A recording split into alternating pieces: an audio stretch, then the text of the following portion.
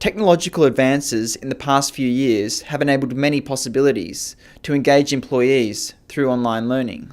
HRD-TV sat down with Beryl Oldham, Managing Director, Complete Learning Solutions, to discuss how the latest technological trends can make L&D less tedious and more engaging. Technology can be the answer in L&D, but it really depends on the question that you're asking.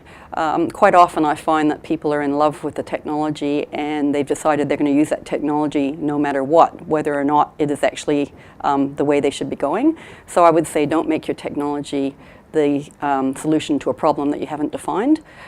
Go back to the problem you're trying to solve and then work out whether or not technology will meet your requirements. And if so, technology can definitely enhance what you're trying to do. But if not, you could have an expensive exercise that doesn't meet anyone's needs. Oldham added that now is a particularly exciting time to be in L&D, given the new advancements such as augmented reality and virtual reality. Oh, what's hot in L&D? It's really funny because things keep reinventing themselves, and what's hot now is actually not that different from what's hot a while ago, except I think the technology has caught up with what we're trying to do. People want to use technology more. For example, in the old days, we had all these great ideas about, online learning. It was called computer-based training in those days, but it was so deadly boring. And guess what? Now we've got all the whiz-bang technology, we've got the authoring tools, we've got the capability, and it's still often very boring. Why? Because people don't bother to make it engaging.